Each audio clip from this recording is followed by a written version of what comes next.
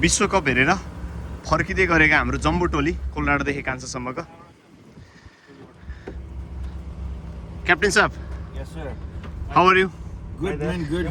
कस्तो लाग्दैछ विश्वकप हेरेर फर्किँदाको अनुभव विश्वकप रमाइलो भयो यादगार एकदम विश्वकप पहिलोचोटि स्टेडियममा आइयो हजुर रमाइलो भयो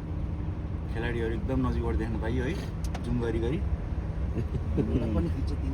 जुम पनि गर्नु जुम गर्नै पर्यो नि अब के भन्न तपाईँले प्याक गरेर डिजिटल जुम छ अब गोजीमा हाल्नु भएन प्याक गरेर आदरणीय शरद हितालज्यू हजुर धन्यवाद कस्तो लाग्यो तपाईँलाई साह्रै रमाइलो भयो हजुर अब एउटा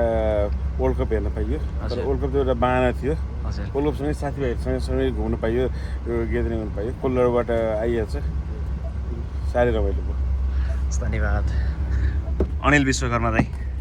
के छ तपाईँको प्रतिक्रिया रमाइलो भयो अनुभव लियो बिजनेसमा नाफा घाटा कति लाग्यो त्यो चिन्ता अलिक छोडेर कम्ती भयो ठिक छ त्यो आफ्नो ठाउँमा छ ट्रिप अब रमाइलो भयो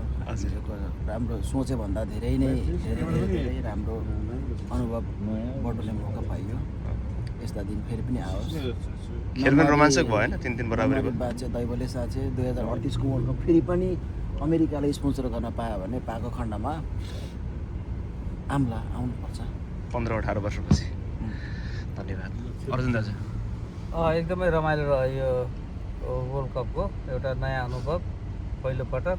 वर्ल्ड कपले गर्दाखेरि यो क्यान्सर सिटी पनि घुम्ने अवसर जुट्यो सो त्यो सँगसँगै साथीभाइहरूसँग जुन रमाइलो भयो यसले चाहिँ अब वर्ल्ड कप मात्रै होइन अब अरू ट्रिपहरू गर्नुपर्छ भन्ने खालको अनुभूति भएको छ सबै साथीहरूलाई धन्यवाद छ यसको लागि धन्यवाद सुधीर भण्डारीज्यू के छ तपाईँको प्रतिक्रिया यो चाहिँ मेरो क्यान्सर दोस्रो चोटि हो स्टेडियम छ भन्ने थाहा थिएन यो अहिले गेम छ भन्ने भनेपछि थाहा पाएको जे रमाइलो भयो यो यस्तो अनुभव गरिएको थिएन जे इमेजिनेसन थियो त्योभन्दा अझ फरक थियो त्यहाँको व्यवस्थापनदेखि लिएर त्यहाँको कस्तो यत्रो ठुलो स्टेडियममा कहिले पनि छिरेको थिएन त्यो दशरथ रङ्गशाला मात्र गएको थिएन र चाहिँ त्यो गेम खेल त टिभीमा हेरिन्थ्यो त्यो माहौल त्यो गेमको समग्र माहौल चाहिँ मजा लाग्यो त्यही धन्यवाद शिव खत्रीज्यू के छ तपाईँको प्रतिक्रिया एकदम ठिकै लाग्यो रमाइलो लाग्यो अब फर्स्ट टाइम वर्ल्ड कप हेर्न पाइयो होइन स्टेडियम त धेरै नै छिरिरहेको थियो तर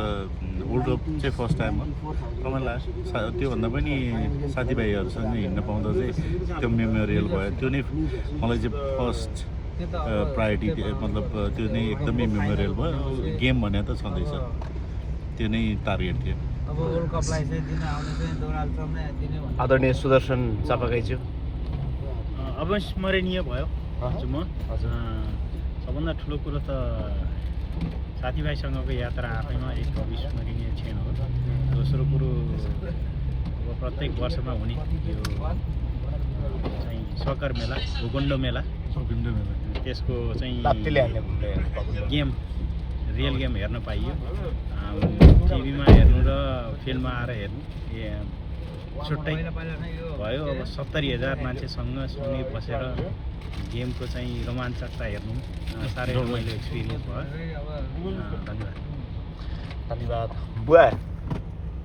तपाईँको छोटो पाऊँ न कस्तो लाग्यो मेरो एकदम फ्यान्टास्टिक र मेरो 36 वर्ष अगाडिदेखिको सपना पुरा भयो नि त पुरा भयो स्टेडियममा गएर वर्ल्ड कप हेर्ने र अनि यो स्टेडियमको क्षमता 70,000 दर्शकको क्षमता रहेछ अब